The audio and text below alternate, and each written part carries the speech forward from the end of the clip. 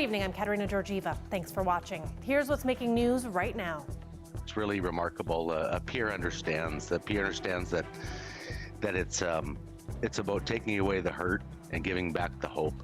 This experience was easy. It was simple. It was, I felt very comfortable, very accepting. Queen Elizabeth has had a significant importance in my life as an individual because often while growing up, my mother and my grandmother used her as a role model. We begin tonight with a coroner's inquest, years in the making. It's examining the death of Matthew Mahoney. He was shot and killed by police in downtown Windsor 4 years ago. Mahoney's family has been waiting for this ever since. They want this inquest to create change, to better help those battling mental illness and more training for police. The CBC's Jason Vio takes us through day one of the inquest. Windsor Police, Natalie. The jury heard this 911 call made from an employee at the old Starbucks at Olette and University around 8 in the morning. This is what first made police aware of Matthew Mahoney on March 21st, 2018. There's a guy walking around with a set of kitchen knives, but really strangely, and so people are kind of worried about going outside even. Where is he right now? Soon after, Mahoney makes his way near Olette and Wyandotte. He's seen walking through the Shoppers Drug Mart parking lot. The surveillance video played for the jury doesn't have sound. At the top of your screen, you can see officers approaching Mahoney, the situation escalating quickly. The jury heard Mahoney was slashing his knives at the officer, stabbing one of them. Constable John Paul Karam can be seen walking backwards. He trips over the curb and Mahoney lunges at him. The officers deploy a taser. It's not effective. Both Constable Karam and Constable Andre Marentet fire multiple shots, hitting Mahoney 5 to 7 times in the chest, arm, abdomen, and leg. Jurors also saw video of the officers performing first aid on Mahoney. He died in hospital. That day, the Special Investigations Unit looked into what happened. They find a butcher block sitting in the McDonald's parking lot, several knives strewn across the pavement. Police were cleared of any wrongdoing by the SIU. Matthew's brother Michael says he doesn't blame the officers at all, saying they did what they were trained to do. This photo was the last Christmas the brothers spent with their mom before Mahoney died. And Michael testified today their family will never be the same. The CBC's Jason Vio joins us live in studio now for more on this. So, Jason, let's focus in on the testimony from Matthew Mahoney's brother, Michael, today. What is he looking for out of all this? Well, Kat, Michael said today he really wants to see systemic, meaningful changes, not just to how the healthcare system helps those with mental illness, but also how police are trained. More de-escalation training for police right across Canada is one thing Michael testified he wants to see. But when it comes to the biggest change, he believes that lies with the healthcare system. Months and years before Mahoney's death, Michael remembers his brother saying the system didn't care about him and they wanted him just to go away. During his time trying to get his brother help, he says he heard from healthcare workers that complicated cases like his brother's would slip through the cracks. That's because of healthcare workers being overworked and under-resourced. So he's asking for a few things: for proper funding for mental health, automatic follow-up care for people in situations like his brother Matthew, and crisis teams. Now, this inquest isn't meant to place blame or point fingers on police or healthcare providers, but rather examine what happened and possibly make recommendations to prevent future deaths. To help the jury of 5 do that, they'll be hearing from 20 witnesses over the next 10 days, including those 2 officers who shot and killed Matthew Mahoney. And you'll be following all of this. Thanks for this, Jason. CBC's Jason Vio live in studio tonight.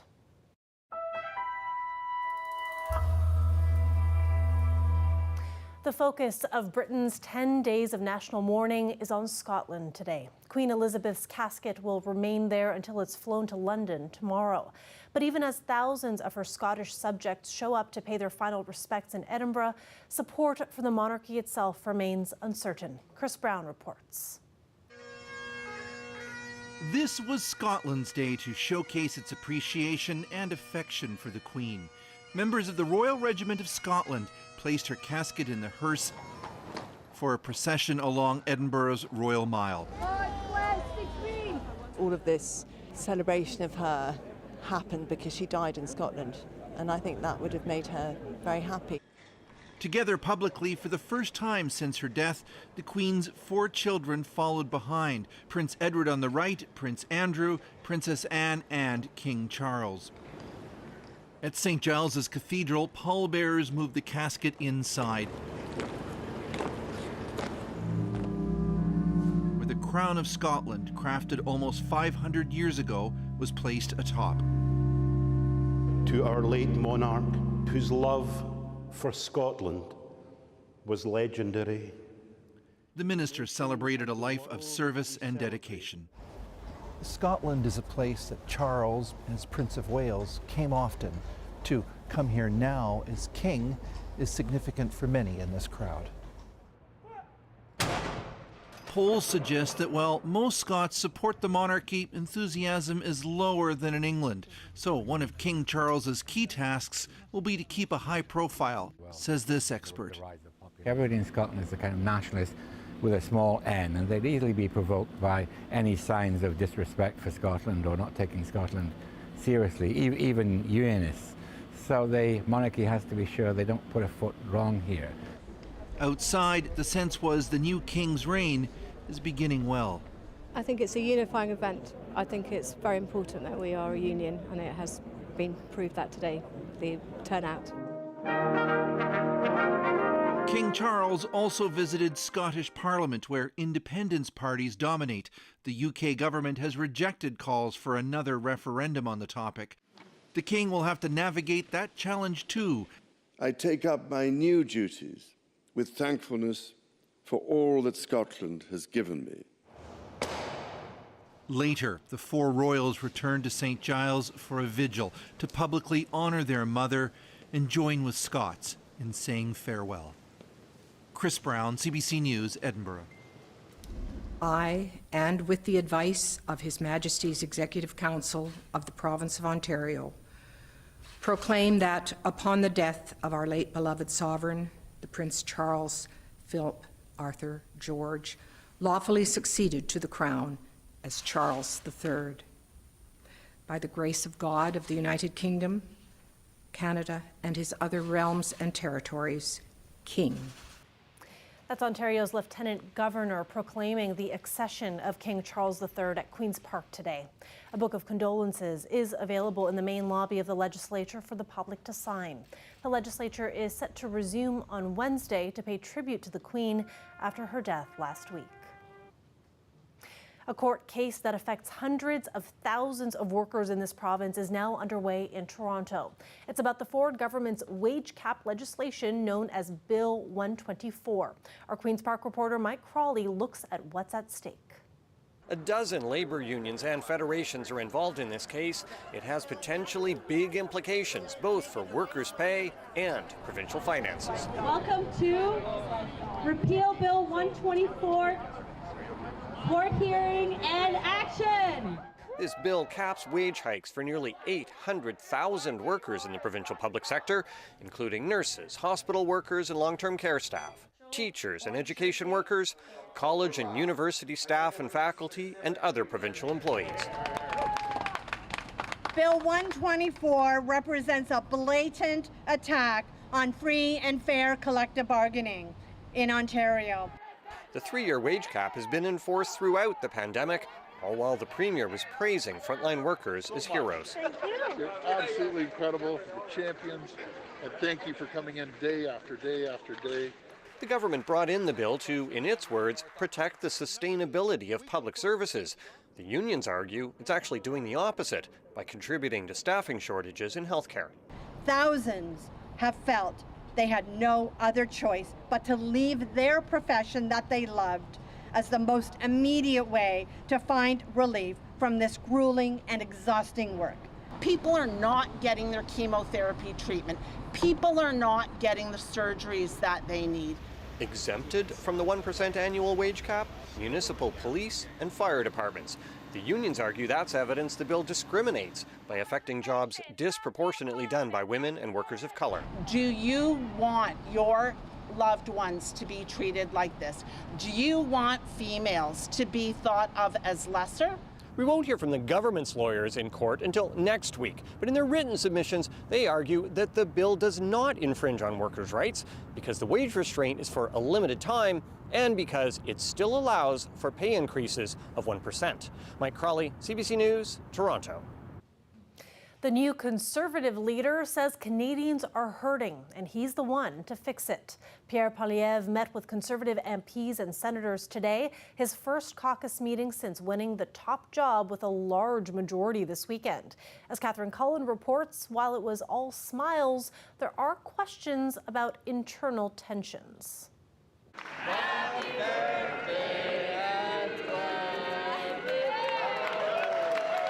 He may be trying to show off a softer side, kicking off his first caucus meeting with a celebration for his son.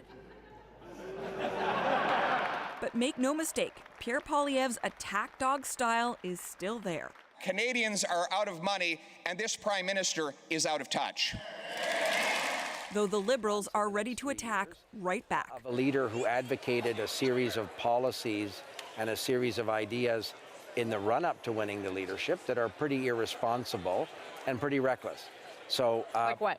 Well, firing the governor of the Bank of Canada, telling people that you can sort of be insulated from inflation if you invest in cryptocurrency. Poilievre is trying to stay focused on Canadians' economic woes, blaming the Prime Minister. If you really care, commit today that there will be no new tax increases on workers and on seniors. None. But the Conservatives also have to look inwards. The leadership race was divisive. The average trucker has more integrity in his pinky finger than you had in your entire scandal-plagued Liberal cabinet. But the end was decisive. With a stunning win of 68%, a clear result that might bring some on side. We're not as divided as people would maybe have us, think. Including this British Columbia MP and former cabinet minister. Can you guarantee that you're sticking around? Absolutely, I'm sticking around. I'm a Conservative, and I'm asking all Conservatives now to unite behind our new leader. But asked if he'd start advocating for some of Poilievre's more contentious positions, ones he previously opposed, Ed Fast said no, meaning unity could still prove complicated. Catherine Cullen, CBC News, Ottawa. Poilievre did very well in our region, earning more than 70% of votes in each Windsor-Essex riding. Essex Conservative MP Chris Lewis joins me now for more on this. So, Mr. Lewis, we'll just launch right into it. What is it about Pierre Poilievre that is resonating with so many Conservatives in southwestern Ontario? Well, thanks again for having me on here tonight. You know what's really remarkable. Pierre understands that. Pierre understands that it's about taking away the hurt and giving back the hope of all Canadians and all families. He understands that families are struggling. He understands that it's tough to make ends meet. That there's pain at the pumps. There's just so many issues, and I really believe that's what resonates. And I will tell you, I got to speak to Pierre this afternoon. And he thanks Essex Windsor very much for the support, but he's so ready to go. He is a man on a mission, and boy, I couldn't be prouder to be a Conservative today, but also to be a Canadian today. And I truly believe that there's a lot of hope for the future. And he's also made his position very clear on things like supporting the Freedom Convoy.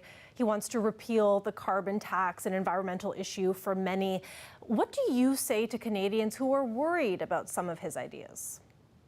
What I say is, I was up here in Ottawa, and I went out and I met with my constituents on the streets in the very, very cold days of February to ensure that they had somebody that listened to them. And so whether you agree with the convoy or you disagree with the convoy, to me, that's a moot point. I believe that every Canadian's voice needs to be heard. And that's what I believe Pierre did. I know that I'm very proud that that's exactly what I did, because unless we have good conversation, we cannot move forward as a society and as a country. And that's why I'm been so proud from the very beginning to support Pierre. I think we had almost 1,200 folks right off the very get-go of his campaign, and boy, what an exciting day it is today. You also said, he's a man on a mission. He wants to become prime minister. But given, as we just talked about, some of his ideas that are divisive, how does he plan to bring other Canadians on board? I think that's a really easy answer. And so I've seen two sides of Pierre. I see the man on the mission, that is the mission for Canadians, and I also see the very, very personal side of Pierre, the amazing husband, the remarkable father. And today, by the way, was his son's first birthday, and we actually blew out a candle collectively today. So he's very, very easy to get to know, very easy to understand. But I would suggest for the country, his words of "take away the hurt and give back the hope to all Canadians," that's something I'm proud to stand behind. It's something I can get behind, and something that in any capacity, whatever capacity he needs me to be in, I will be there to support him. But specifically, how is he going to do that and connect Canadians, all Canadians, on those ideas and those threads, especially as he promises dramatic change moving forward? Dramatic change is what he just promised today, quite frankly. No more taxes. Enough of the taxes. Canadians are reeling beyond belief. So he actually called out the Prime Minister today and said, please, I am asking you, no more taxes, no more new taxes on Canadians. And so he realizes, as do I, for Essex specifically, that we have to free up our borders. We have to ensure that we can get back and forth. So this ArriveCan app, it needs to go out the window, and he'll be looking to the folks like myself to bring new, fresh ideas as to what that looks like going forward. But specifically to your question, Pierre is all about freedom. The freedom for Canadians to be Canadians, the freedoms for Canadians to make their own choices, and the freedoms for Canadians to keep more money in their pockets, to not put a dollar into the government that never comes out as a dollar. And so, yes, get rid of the carbon taxes, get rid of all the taxes, and let's just get on with life. And therein lies the magic that Pierre brings to the table, and why I've got such a big smile on my face today. Mr. Lewis, appreciate your time today. Excellent. Well, listen, thank you so very much. I do appreciate your time as well, and anytime, okay? Chris Lewis is the MP for Essex. Excellent. Actually, this experience was easy. It was simple. It's a moment Walter Cassidy has waited decades for, donating blood to help save a life. Cassidy can roll up his sleeve today because of a recent policy change. Previously, Canadian Blood Services would not allow gay men to give blood. Now, it no longer automatically excludes men who have sex with other men. Instead, it asks everyone about their sexual behavior. Cassidy says it's an example of the ongoing fight against stigma and the continued push for equal rights. I still think that just because the government is finally getting closer doesn't mean that there's still struggles that are not happening. There's still attitudes, especially in the States. There's a lot of pushback that's happening right now. And it's something that we should always be aware of. As much that the community fought for these rights, it's easy enough to take them away.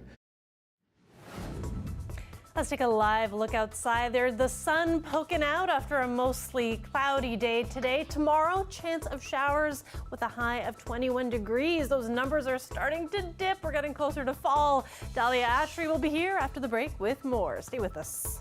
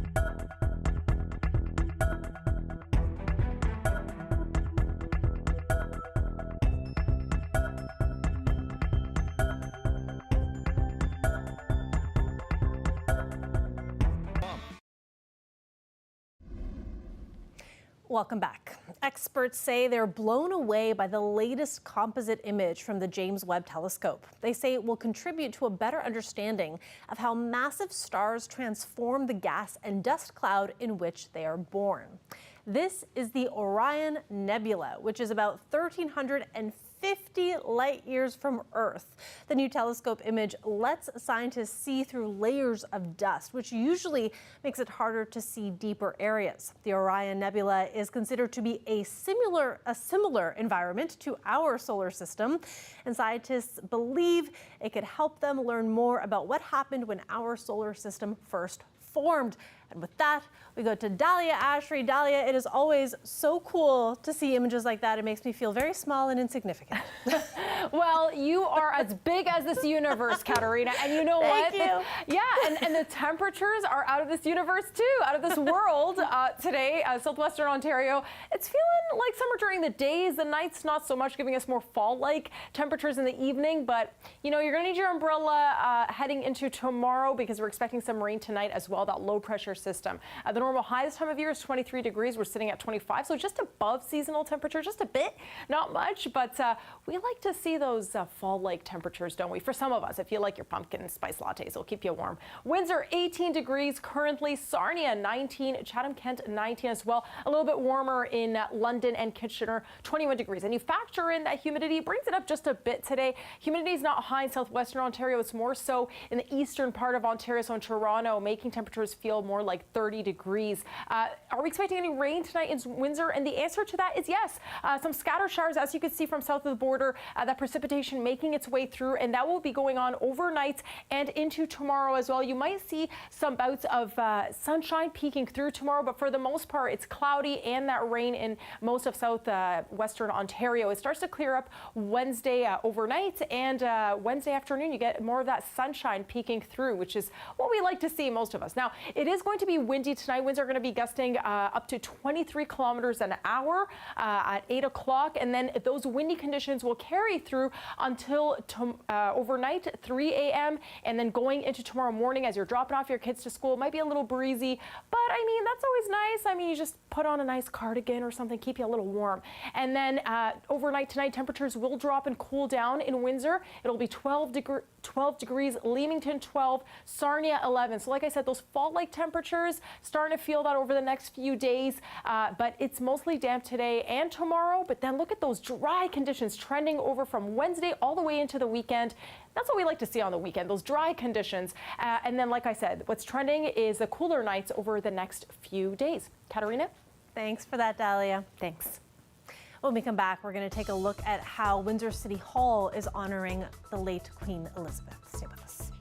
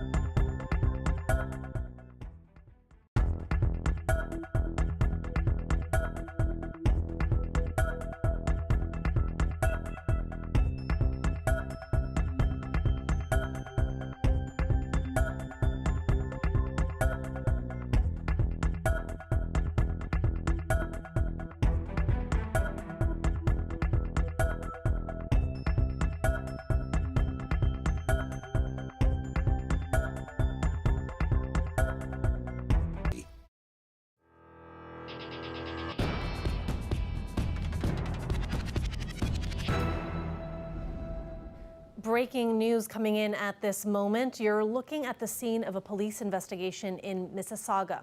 Peel police have now ended an emergency alert for an active shooter.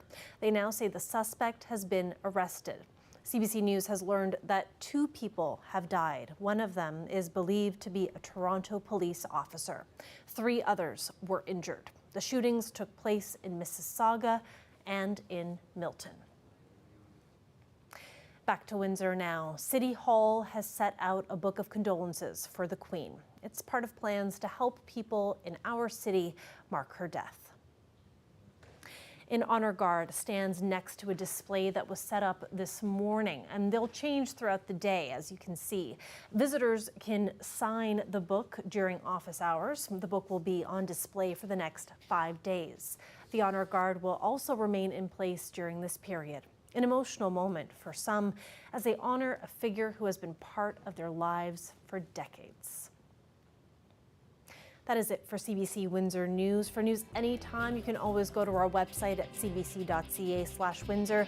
You can also find us on social media on Facebook, Instagram, and Twitter. Thanks so much for watching. Have a great night.